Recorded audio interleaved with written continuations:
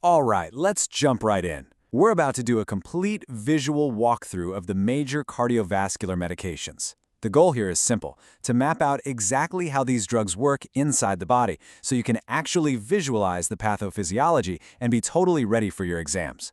Let's get into it. You know, when you really get down to it, most cardiovascular problems boil down to one of three things: a dangerous clot, pressure that's way too high in the vessels, or a heart pump that's just failing.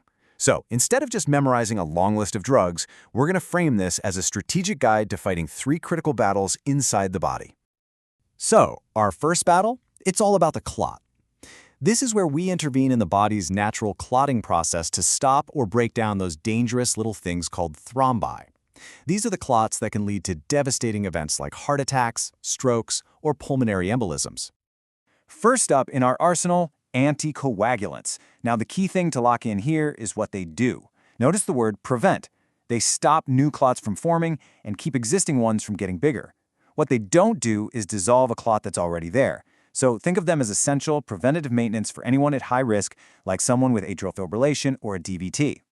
And this right here, this is the single most important, #1, top-of-the-list warning for this entire class of drugs. Anytime we mess with the body's ability to clot, the biggest risk, the thing we're always watching for, is bleeding. It doesn't matter if it's an anticoagulant, a thrombolytic, or an antiplatelet, bleeding is always the primary concern. Okay, let's put our two classic anticoagulants head-to-head, heparin and warfarin. Heparin is the fast-acting one. It jumps in and stops thrombin from building that fibrin mesh that makes up a clot. To make sure it's working right, we monitor a lab called the APTT. Warfarin, on the other hand, is for the long haul. It works by blocking vitamin K, which the body needs to make clotting factors. We track it with the PT, and more specifically, the INR. And this is crucial. They have totally different off switches, or antidotes. For heparin, it's protamine sulfate. For warfarin, it's vitamin K. So when you have a patient on a heparin drip, you're going to be watching that APTT like a hawk. A normal clotting time is maybe 30 to 40 seconds. For our patient, we are intentionally trying to stretch that out to 1.5 to 2.5 times that normal value. That's how we know we've slowed down the clotting process enough to be effective.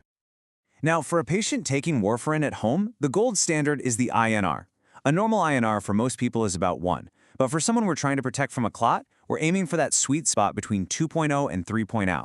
This is the therapeutic window, where we're getting good protection without putting them in a crazy high risk for bleeding. Okay, so if anticoagulants prevent clots, what happens when a clot is already there, causing a problem? Well, that's when we call in the clot busters, the thrombolytics. These are the emergency drugs, like alteplase, that we use for a major event like a heart attack or a stroke. Their job is to literally dissolve the existing clot and get that blood flowing again. All right, let's switch gears and pivot to our second battle, tackling the pressure problem. Yep, we're talking about hypertension, that silent killer, and how we can physiologically get in there and bring that pressure back down to a safe level. This slide is everything. It's the core concept. Just think of blood pressure as this simple equation: the amount of fluid volume in the pipes times the resistance, or how squeezed those pipes are. This is so important because every single antihypertensive drug we're about to discuss works by attacking one of those two variables. We either reduce the volume or we reduce the resistance. That's it. Diuretics are our volume reducers. They work on the kidneys and basically tell them, hey, let's get rid of some extra salt and water. You can think of it like draining a little fluid from the tank to lower the pressure. But there's a big divide here, and it's all about potassium. Thiazide and loop diuretics can make you lose potassium, which can lead to hypokalemia. But, as the name suggests, potassium-sparing diuretics do the opposite. They hold on to it.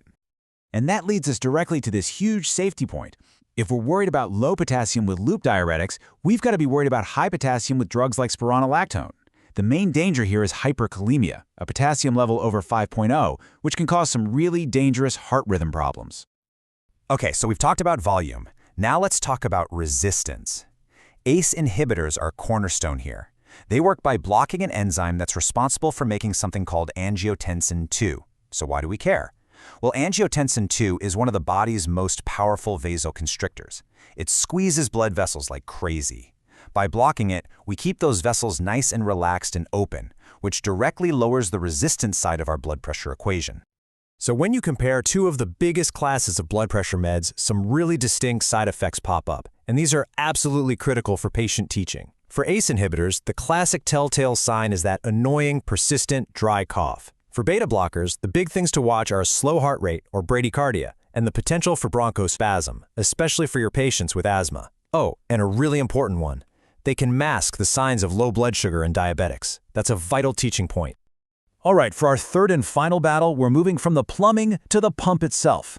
This is all about managing heart failure. This is when the heart muscle is weak and it's just struggling to do its job and pump blood effectively to the rest of the body. This slide shows the vicious downward spiral of heart failure. It all starts when the heart's output drops. The body, trying to help, freaks out and kicks its compensation systems into high gear. It raises the heart rate, holds on to fluid, and cranks up the pressure. But for a heart that's already weak and tired, all that extra work just makes it fail even faster. It's a cruel cycle. So how do we break that cycle? This is where a drug like digoxin comes in, and it has this brilliant dual effect. First, it's a positive inotrope, which is a fancy way of saying it makes the heart muscle contract more forcefully. At the same time, it's a negative chronotrope, meaning it slows the heart rate down. So what do you get? A stronger, slower, and much more efficient pump. But digoxin is a powerful drug, and with that power comes risk. And the most important takeaway here, the thing you have to catch, is that the earliest signs of toxicity are often in the gut. We're talking anorexia, nausea, vomiting. These can show up before the more classic signs like a change in heart rate or those infamous visual disturbances, like seeing yellow halos around lights. And here's why we are so obsessed with toxicity. Just look at that therapeutic range, 0.5 to 2.0. That is a razor-thin margin for error. There's very little wiggle room between a dose that helps and a dose that hurts, which is why constant monitoring is absolutely non-negotiable. Now, in a worst-case scenario, a severe, life-threatening overdose, there is an antidote. It's called digoxin immune Fab. It works by literally grabbing onto the digoxin molecules in the blood, neutralizing them so the body can get them out of the system. Okay, so we've gone through the three big battles. We've talked about the drugs, we've talked about the mechanisms. Now let's pull it all together and focus on what this means for you as the nurse, the key interventions and priorities that keep your patients safe. Here's a perfect example of a core nursing skill in action, giving sublingual nitroglycerin for chest pain. It's a very precise algorithm. First, you check their pain, heart rate, and blood pressure. Then you give one tablet under their tongue and, this is key, you stay with them. You reassess everything in 5 minutes. If they still have pain and their blood pressure is okay, you can give a second tablet, and then maybe a third, 5 minutes after that. But if 3 doses don't relieve the pain, it's time to contact the provider immediately. Think of this slide as your universal checklist for pretty much all of these powerful meds.